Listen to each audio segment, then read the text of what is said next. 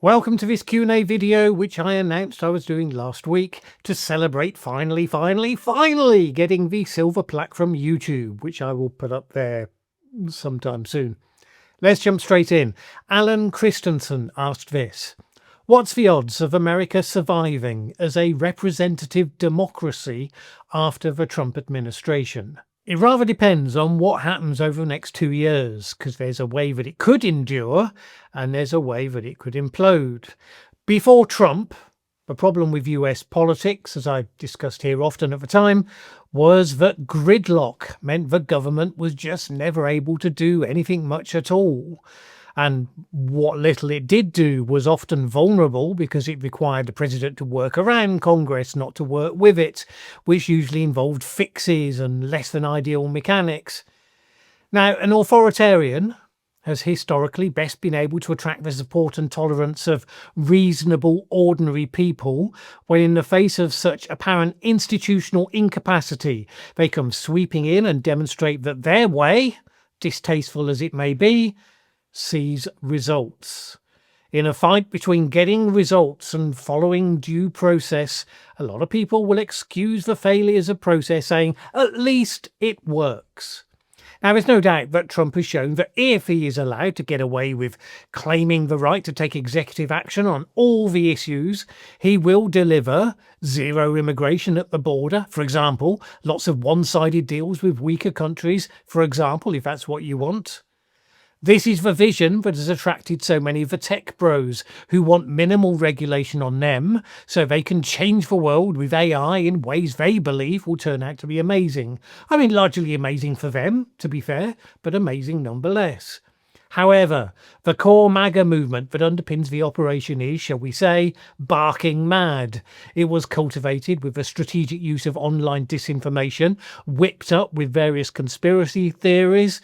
Such a movement is highly volatile, as we're seeing right now, very fractious, highly likely to lurch towards judgment on random propositions in unpredictable and uncontrollable ways. And the more the base factionalizes, the weaker its hold becomes on traditional Republicans, because it's no longer a large mass of supporters who will act as one and can be rallied to action by Trump. If all that means that MAGA implodes over the next couple of years, and if that means that the Trump authoritarian experiment is seen and understood to have failed on its major proposition, its ability to get stuff done, then you have the circumstances most likely to make an early democratic recovery possible. Loads of ifs and buts in all of that. The challenge is that when you've dismantled some of the guardrails, you make it possible for competent people to distinguish themselves sufficiently from Trump and yet still take advantage of these new possibilities they see have become open to them. But be clear, almost all authoritarians throughout history eventually fall. Highly centralized decision-making surrounded by slavish loyalty very frequently results in major errors of judgment. And also, the human race generally covets freedom. And how much more so will that be the case in a country like the United States? People may not show much sign of valuing it right now with the way they've been voting, but you just wait till they've not had it for some considerable time. It does mean we're taking a couple of steps backward. It's going to take time, commitment, some good judgment and leadership to come out the other side more quickly. This lands neatly into the next question from William Richard Willans. I'm not into conspiracy theories. Pretty sure there's a but coming. But as a former historian, I am well aware of things that really do happen behind the scenes. So, 1. The things that Trump has been doing and saying recently are so bad for his image that it begs the question, is this deliberate? And 2. If the dark shadows behind the throne are actively promoting such actions, is this all a way of either, perhaps, fomenting extensive civil unrest, thus providing a factual basis for the use of the Insurrection Act, or providing a path to get rid of Trump, impeachment/assassination, martyr, thus opening the way for J.D. Vance or some other eminence grise? Well, look, It's not beyond the bounds of possibility that some of those tech power brokers who consider themselves to be so smart might not have war-gamed out the ways to ensure that this all goes their way. Ensuring the succession of J.D. Vance will certainly be something that is very much on their mind. That said, generally you should default to the simplest and most obvious scenarios to achieve those goals, and check if they work just as well with known facts, or even better than those constructed and more complex plays. The easiest way for J.D. Vance to succeed for presidency is for Trump to successfully complete his term, for Vance to avoid damaging his status as the far and away favourite to succeed him, and then for them to run a successful election campaign, probably having put as many tweaks onto the democratic process to weight it in their favour as possible. That's the obvious play. It fits the known current facts. Now, you're not wrong that Trump does things that are bad for his image, but he did that all the way through his first term, and even more so while he was out of office, and yet got re-elected. So the majority of his supporters have gotten used to the idea you let Trump be Trump. Kind of works out, at least as far as his base is concerned, and a lot of it doesn't seem to unduly worry the independents. The things that do worry the independents, well, those things would not be on the table when it's J.D. Vance's turn. Whereas your other scenarios, many more variables at play, provoke a situation of heightened civil unrest, too many chances that rebounds on you, that the mob takes against the tech elites as part of the problem. An assassination of the sitting president, well, you might benefit from the sympathy swing, but again, very high stakes. It could provoke civil war. If anything goes wrong and the identity of those who organised the hit came out, then obviously that's a catastrophic end of the project. One fell swoop. And with MAGA being what it is, such a conspiracy theory could easily take hold even if there isn't any evidence. Generally, political actors are much more reactive than those sorts of scenarios you put forward suggest, and much more risk-averse. What we can expect them to be doing in the normal course of things is probably quite challenging enough. Don Carlo Di Vargas asked this: where is USA in around about 10 years? Where is the world in around about 10 years?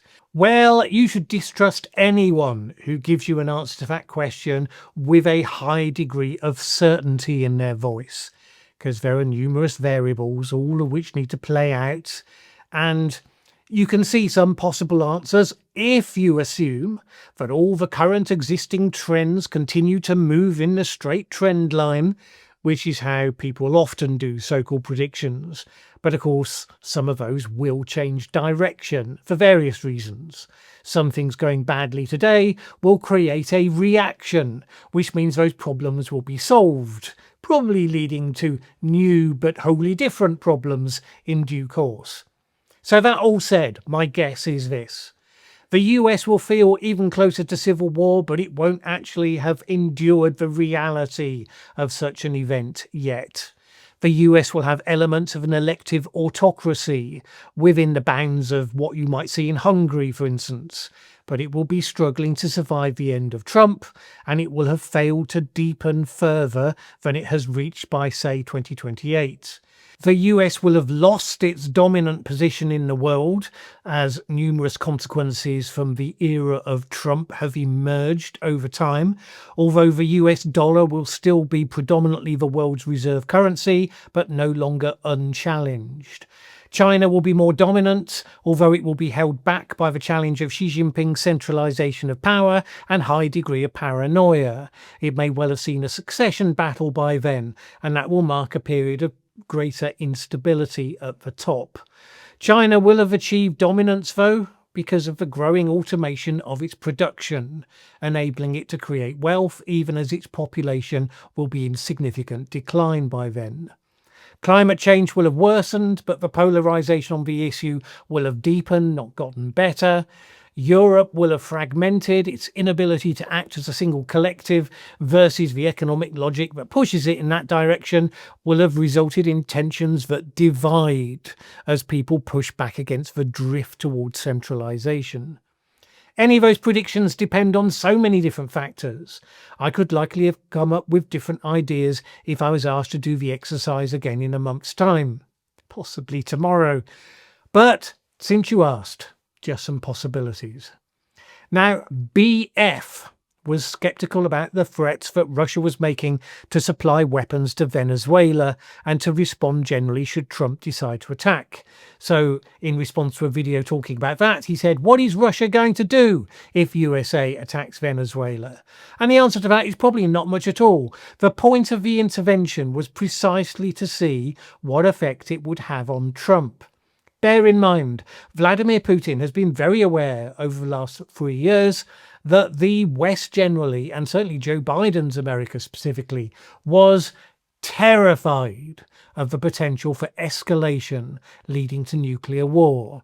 So Putin and his attack dogs have regularly invoked the spectre of nuclear weapons over the course of the Ukraine war. Usually the point of doing so was to provoke fear and timidity in Ukraine's allies, and it often worked.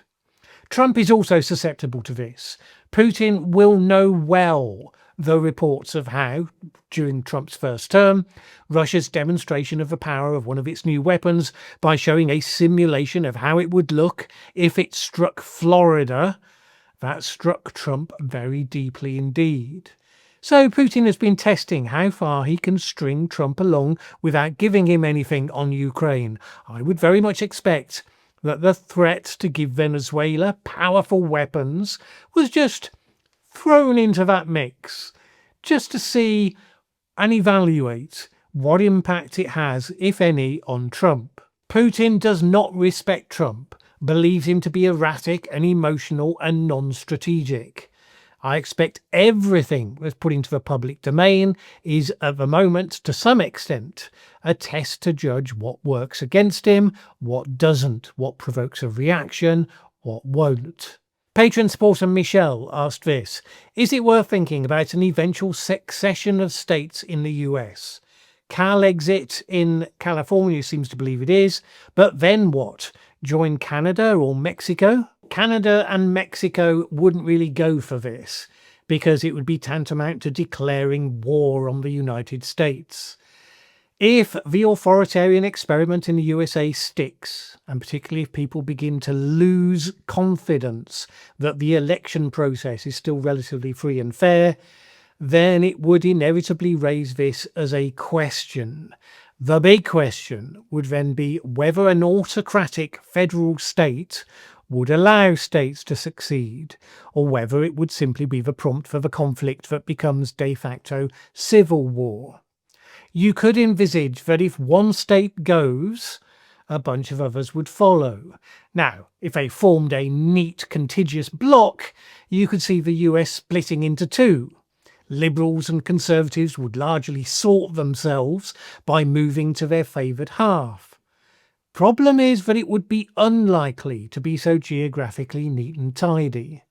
And the process of division would be so traumatic and imbued with deeply held resentments, not to mention all that disinformation that's part of every damn thing today. If there was a well-organised way to make it work, the US would try all of the other ways first, as Churchill once said. If it goes bad and succession turns out not to be possible, then many people will still leave, and they'll just start to accumulate in the states where the awfulness of the status quo is relatively less. And it could be that the split follows the cathartic release of civil war, at which point various things would seem possible that right now would seem to be ruled out. Ontario Creatures asked this: how do we persuade men to reject the MAGA manosphere? It's the only time these guys have ever felt community in a real way. Develop a vision for Americans that is genuinely inclusive. It gives them respect, self-esteem, and an important role to play. Because the word inclusive has been horribly abused by the left in America as being the label attached to the process of dividing people into groups and then ranking those groups in order of merit based on ideology. So rather than having a country where all the people in it had 85%, say, of their self-identity and their values obviously held in common, you ended up with a whole bunch of people judging each other from a standpoint of somewhat dubious moral purity. And you now have large parts of the country disbelieving they have any overlap of values in common at all. Now, there's a lot of work to be done on both sides to rectify that. I would say the starting point is to have an alternative vision for what it means to be American that makes sense to everybody. Now, there'll always be an intolerant minority on both sides. They need to be the exception rather than the rule, and to be treated as such. Nobody will believe that such a change has been made until people are prepared to call out the extremists on their own side, and to develop the outreach and language to make all people feel that their future is something that the country's leadership actually cares about. All of which is easy to say, all of which is very hard to do. The deeper the divisions get, the more conflict takes place, the harder it will become. Healing after the first civil war was a generational project after all. But of course you have to make a start somewhere. Olaf Hansen asked this: what's the end goal for the Trump administration? Is it Project 2025 and a few of Miller's crazy ideas? What would the US look like if that's the case? Now, you have to bear in mind, the Trump administration is not one thing.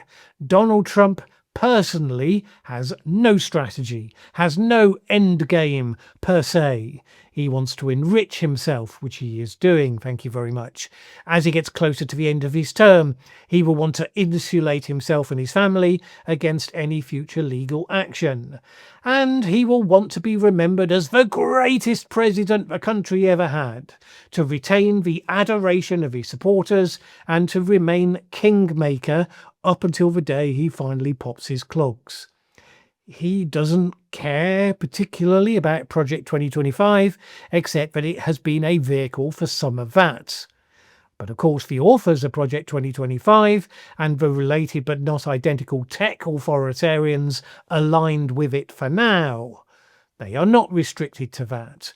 Their aim will be to cement control of the country in their hands for a long time frame, measured in decades, so their tech innovation can transform society in the way they believe it should be transformed. To do that, reliable control needs to be retained. Unlike the Trump era, they will want greater predictability and stability without all the tariff seesawing nonsense. They will want the US state to enable them to create the science fiction universe that they believe it's their role to bring into being. Now, it just happens to be a dystopian vision of a science fiction future, not a utopian one, but, details. The good news is that they're not as smart as they think they are. The bad news is that AI-enabled autocracy with high-tech surveillance infrastructure will be a bitch to overthrow. Hence why it would be deeply desirable that the train goes off the rails in the next couple of years. All right, couple of questions more addressed to me and this channel. Patreon supporter Gary: soon after completing his term as principal speaker, Baker resigned from the Green Party and joined the Liberal Democrats. From your Wikipedia page, would like to hear you discuss this move and your general take on environmental activism. That is a longer discussion than a quick response to a Q&A. And bear in mind as well, the events that you've just described happened over 30 years ago. But the short version, I left the Greens when it became obvious that it wasn't at that point in its development fit for purpose as a vehicle for change, which is what a political party is meant to be. The final straw for me was when the conference passed a motion boycotting one of the greenest product companies in the world, Ecover, for not being perfect. When you ignore the people who are doing all of the really bad stuff and you hit those who are closest to you just because they're the ones that you can actually hurt, it's a waste of everyone's time and a pretty shabby way to support those who are trying to do the best they can. I moved then to the Liberal Democrats because then they were the closest on the environmental policies. I thought I could make a contribution there. might make a difference.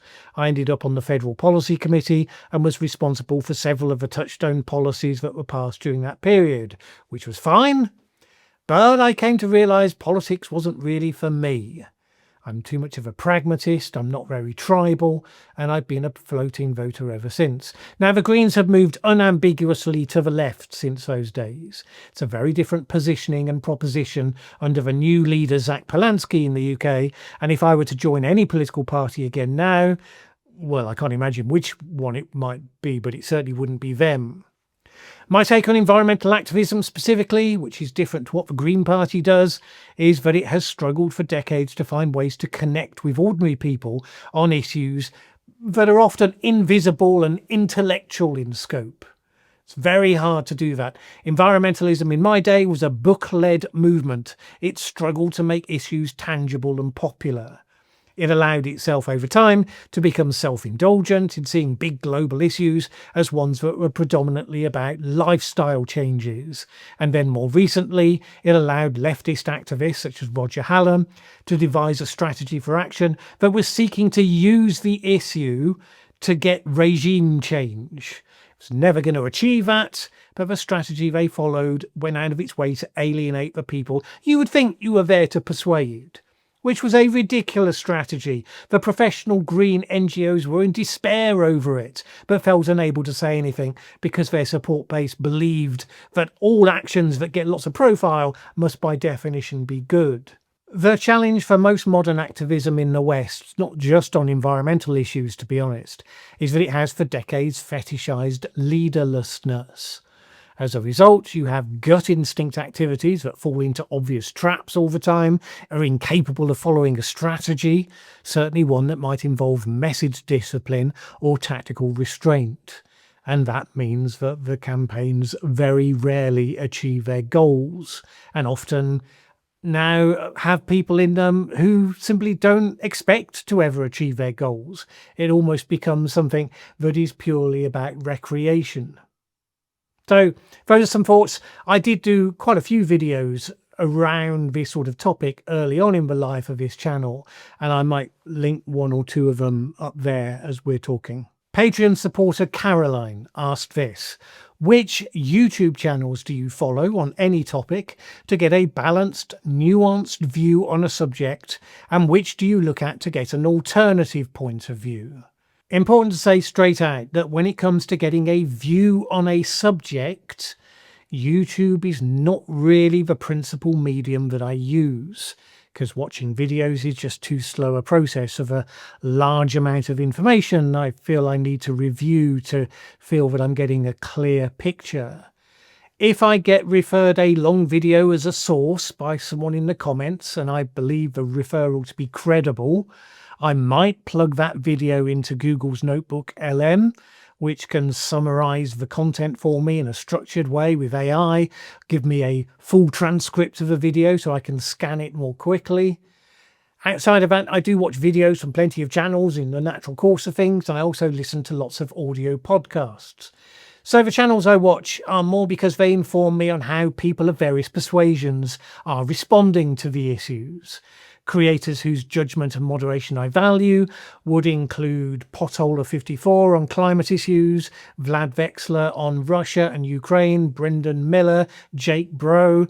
And on podcasts, I listen to Autocracy in America, The Rest is Politics, Behind the Lines with Arthur Snell, The Council with Ellie Honig, David Frum, Foreign Policy Live, Ezra Klein, the FT News Briefing, the BBC's World Business Report. And then for different views from left and from right, China Update, which is great, apart from the clickbait titles and thumbnails, Jack Cocchiarella, ditto, Money and Macro, Adam Mockler, Ben Shapiro, Trigonometry, and on podcast, Quiet Riot, Blocked and Reported, The Bulwark, China Global, Honestly with Barry Weiss, In Moscow Shadows with Mark Galliotti, The Monk Debates, One Decision, Raging Moderates, Unhedged from the FD, and look, a whole bunch of others. By all means, suggest your own favourites if I've missed them out in the comments below. I recommend all of the ones that I've mentioned as examples that deliver on their perspective in a relatively concise and coherent way, more so than many of the others. Obviously, you will have spotted there are widely differing viewpoints represented in there, so I'm not suggesting that I agree with all of what they say, or indeed that you will, whoever you are. I am aware that some people may feel outraged based on comments on this channel over the years. Well, feel free to scold me if you believe that even just listening to one or more of those is beyond the pale. I promise to give your objections all the attention I feel they deserve. Andrew A. asks this: what's your favourite way to relax after a stressful day? In response to which, Jennifer, another commenter, said this: I have 3 parrots, so when I get home from a stressful day, I get them out of their cages and we have a cuddle puddle while I watch YouTube videos like this one, and they preen each other and me. And in case you think she just made that up, there's actually a video on her channel showing some of this parrot cuddling action in process. That is awesome. I have absolutely nothing to compete with the parrots, I'm afraid. For me, I cook. Most recently yesterday I cooked Sauerbraten, which is the national dish of Germany, the pronunciation of which I almost certainly just mangled. I didn't cook it for Germans though, so I don't know if my version would have passed their inspection, but it worked for me. What else? I read science fiction, and also non-fiction, where that's more research than relaxation. I used to do amateur dramatics, not so much recently, and my village quiz team is on a tear. 4 wins in the last 4 quizzes. Now, obviously, I would have liked to have said, well, I'm into adventure sports across the world, and international travel, and scuba diving, and blah, blah, blah, blah. But you can't muck around with all that nonsense and still do near daily videos on YouTube. Obviously, that's the only reason I don't do those things. I pass up those undoubted delights for you, dear viewer. What can I say? Just selfless and dedicated. Or boring. Whatever. My thanks to all of you who ask questions, and particularly to my Patreon supporters, without whom these videos wouldn't be possible. My apologies if I didn't get to your question. Maybe next time.